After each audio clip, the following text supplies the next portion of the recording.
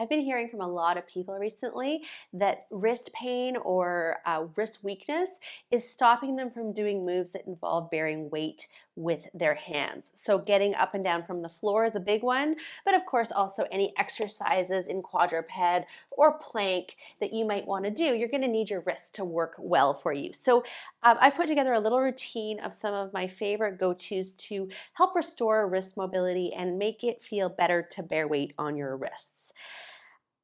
Let's start with a little bit of an assessment. So, if you bring your forearms together and glue them together, open up your hands, and then pull your fingers away from each other, but leave your forearms glued, see how far you get to. If you can make a T shape like I can, then it's not a lack of mobility that is stopping you with your wrists.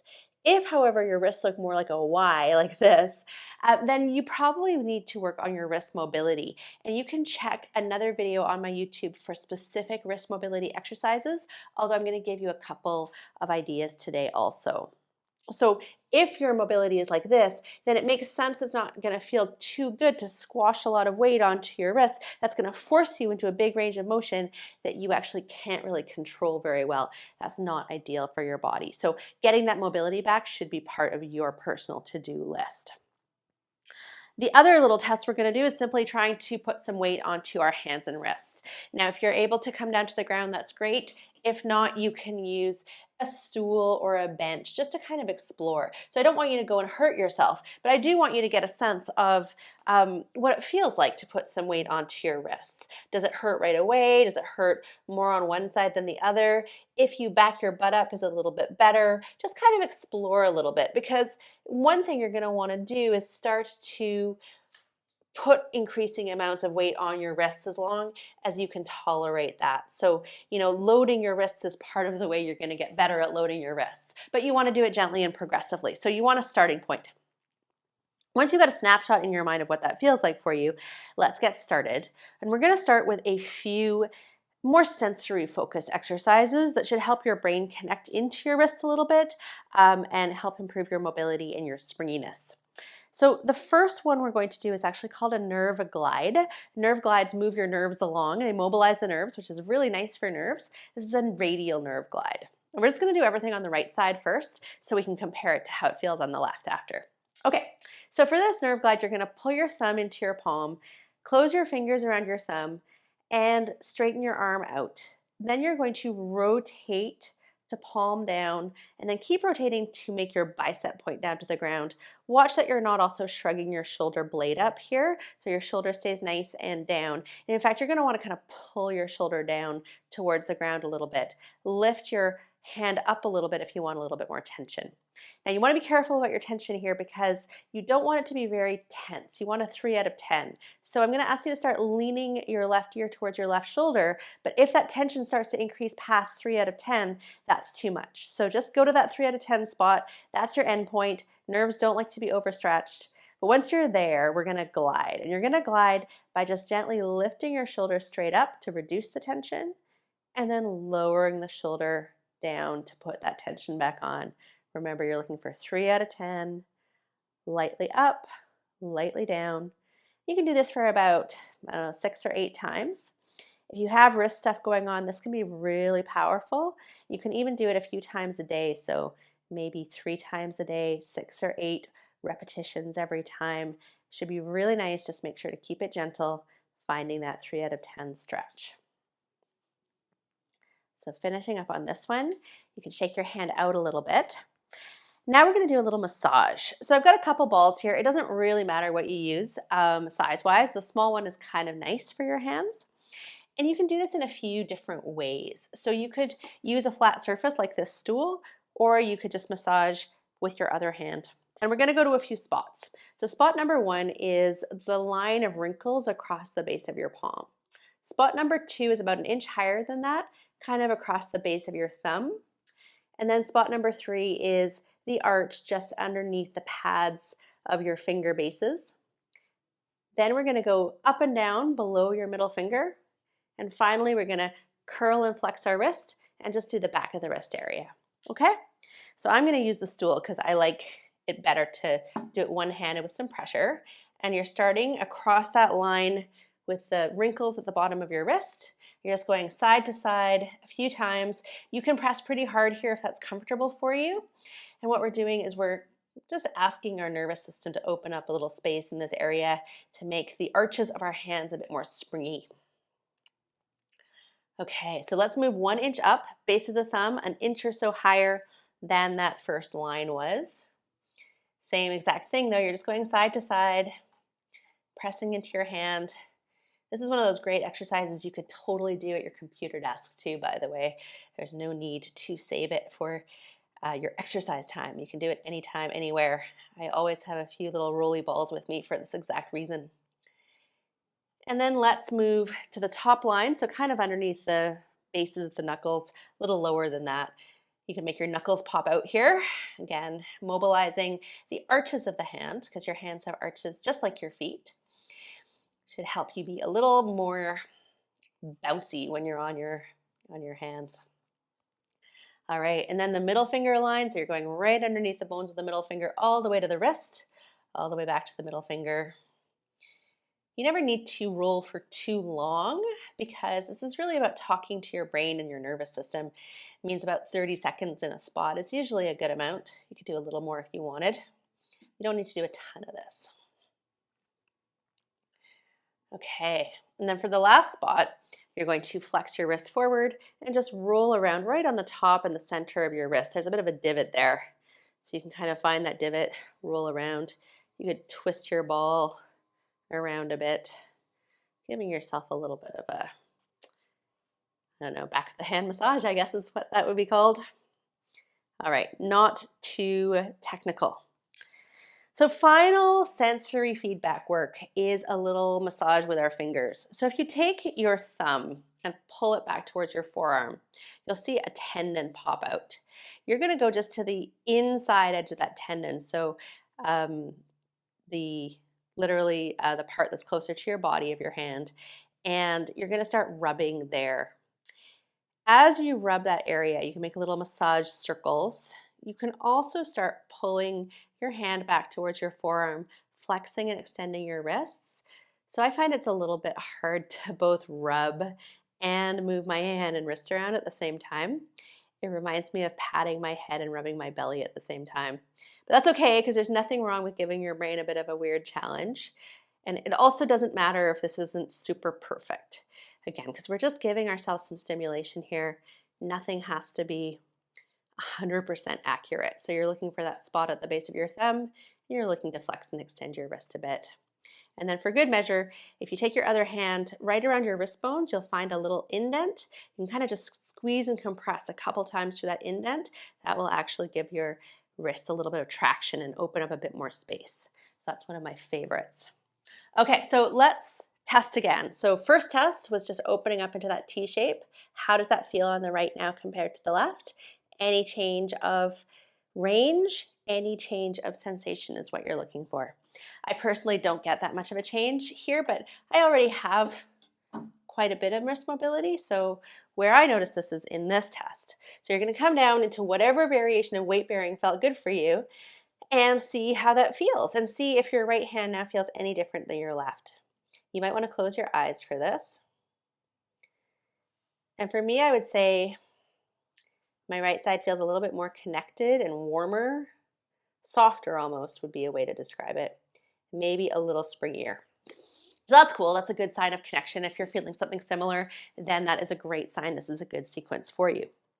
Now let's do the other side. So we're going to start with that radial nerve glide. Thumb comes in, fingers curl down, wrist flexes, arm turns inward. So palm faces behind you, bicep turns down. Watch that you're not lifting up that shoulder blade though. You can lift up the arm, looking for that 3 out of 10 stretch here. Pull your shoulder blade down a little bit, dropping the right ear towards your right shoulder. And then just gently lifting the left shoulder to release the tension, lowering it back down to find that 3 out of 10 again. Nice and gently, smoothly, about 6 or 8 times. This is also a really great nerve glide if you have tennis elbows. So if that's you, this is a great option for you. Let's do about 3 more. Trying to stay smooth. There we go. You can shake that guy out, and then we're going back into the massage. So starting with the bottom line where your wrist meets your palm, then going up 1 inch, then going under the finger knuckles, then up and down under the middle finger, and then the back of the wrist. So just about 30 seconds in a spot here, side to side at the wrist creases to start out with.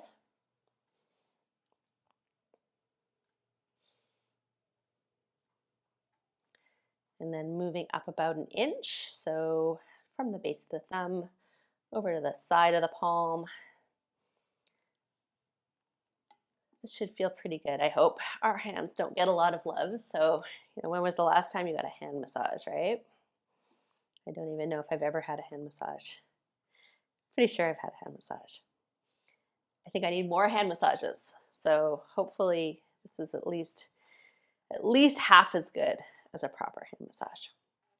All right, let's move that ball underneath the knuckles, a little below the knuckles, rolling again side to side. We're trying to rebuild some spring in the hand. So one of the things that can happen when you're putting weight into your hands is that it's possible to kind of dump into your wrists, not to use your hands at all. We actually want the hand to be quite active when we're bearing weight on our wrists. That's part of what will help it be more comfortable. So we want our hands to be quite springy and able. And I'm going to show you a strengthening exercise at the end of this as well. All right, let's go for that middle finger line, so up and down. This always feels to me a little bit like rolling out dough. So from the bottom of the middle finger all the way to the wrist, back and forth a few times. My balls, in case you're wondering, my small one is from the melt method. My bigger one is yoga tune-up. There is no magic to rolling on balls, okay? So I like softer balls generally, but you can just get any ball at all, a pet ball. Okay, so for this final one, flex your fingers forward and then just use your other hand to roll around right in the center of the wrist. You're kind of right below this, the fourth finger and the middle finger here. Like so. And then we're going to do that little rubbing that I told you about. So pull your thumb back. You're looking for that popping tendon. Once you find it, you're going to place your other thumb just on the inside of that popping out tendon. Give yourself a little rub there. And then as you're rubbing that base of the thumb area, you're also slowly moving your hand, flexing and extending as you rub with your other thumb. So this one can be really helpful. If you just had to pick one exercise out of all of these, this is probably the one I would go with. So you see, you don't even need a ball at all if you don't want one. Okay, and then we're gonna do that decompression. So finding the spot in between your hand and your wrist where there's an indent, just squeezing a couple of times gently. This is one of my favorites. Feels so good. Shake it out. Let's retest. So now that kind of T-shaped mobility test, and then coming down either to your stool or bench, see what weight bearing's feeling like, and then maybe coming down to the ground if that's where you did your assessment. So just see how that feels for you. Now we're going to do a mobility exercise. I like doing this one on the ground. My knees are fine on the ground. You could do this on your stool, and you could do this just with your hand. But the idea here is we're going to do an active stretch. So I'll show you with the hand first. You're going to use your right hand to pull your left hand into extension. So backs of the fingers towards the back of the forearm. You're going to go as far as you've got without forcing anything. And then what you're going to start doing is you're going to start pressing your bottom hand into your top hand. So it's like you want to bring your bottom hand up straight, but your top hand's not going to let that happen. So this is called an isometric exercise.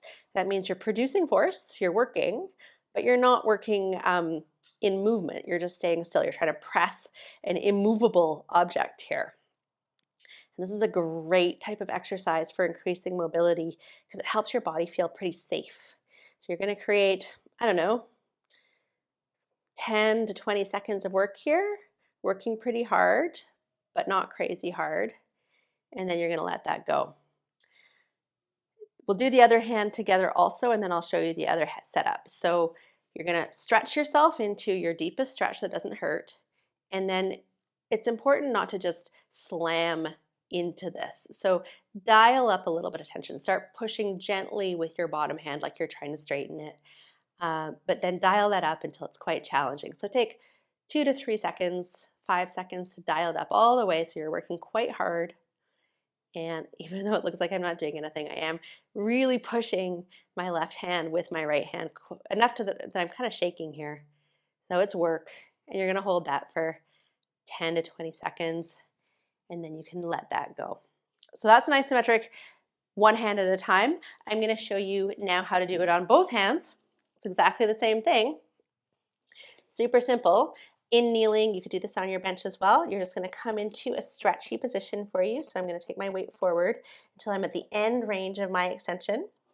And now I'm going to start pressing my hands into the ground as though I could leave a handprint in the ground. So I'm pushing quite hard, although I dialed it up. I went from 0 to 10 to 20 to 30. Now I'm at 80. My fingers are turning white. I'm going to hold this for 10 to 20 seconds. And then I'm going to let that go and shake it out. So a couple of those is a really nice way to actually build the mobility in your wrists. And so now's a good time to check again with your mobility check. And I think I've got a little bit more range this time. So this is active. You're pulling yourself into your end range, which is the type of mobility that you want to build, okay? Just being able to stretch yourself isn't as useful. Okay, last exercise, we're gonna build some strength in our hands. This one, if it's too much on the ground, you can absolutely, again, do this on your stool or chair. You could do this on your wall. And you can also modify anything on the ground by keeping your butt a little further back. So you can do this in kneeling, you can come forward a little bit, or you can have a lot of weight in your hands. We're gonna do some hand push-ups to build that kind of hand springiness I was talking about. So what you're gonna do here is you're gonna press into your finger knuckles, lifting your palms up off the ground. And now you're gonna slowly lower your hands down. And this is the hard part. So take about 5 seconds to lower, and then press up, and then slowly lower down. And you might already be feeling this. This is quite hard work because we don't do a lot of hard stuff with our hands. So here's 3. Just keep going by lifting yourself up, lowering yourself down. We're just going to do 5 together. 1 more up. This is a longer term project. You want to get to the stage where you could do 3 sets of about 10 of those wrist or hand push-ups, so that when you're on the ground, you can, instead of just resting on the heels of your hands, you can actually get your hands to participate, be pressing into the ground with your finger knuckle bases, so that when you are doing moves where you want to push into your hand, it's actually your hand that's coming to the party as well as your wrists, so that if you're lowering yourself down, your hand isn't just collapsing. So that's your strengthener. Okay, so that's a routine you can use regularly to improve your wrist strength. It's not necessarily something that's instant, although you might get some instant changes with this stuff because our bodies are amazing. But I encourage you to work at it if you are struggling with wrist stuff. And also remember, when you are on the ground for any kind of exercise, you can feel free to do a little bit of a rolled up yoga mat thing under the heels of your hand to create a little bit more, what's the right word? Accessibility, I guess. Because this way you're not putting yourself into the end range of your wrist. And so if you are struggling with limited wrist mobility, then by all means use that as you're on the pathway to improving your wrist mobility as well. So I hope you enjoyed this. I hope you get a lot out of it. If this is work you like, my Take 10 membership program is the place for you. It is for the movement nerds who want to dive deep, get the details, and get the results because they do the work. So if that sounds like you, then definitely check the links below and join me in Take 10. If you just want to get little bits and pieces, then the best place is my newsletter, and there's a link for that as well below. Okay? Cheers.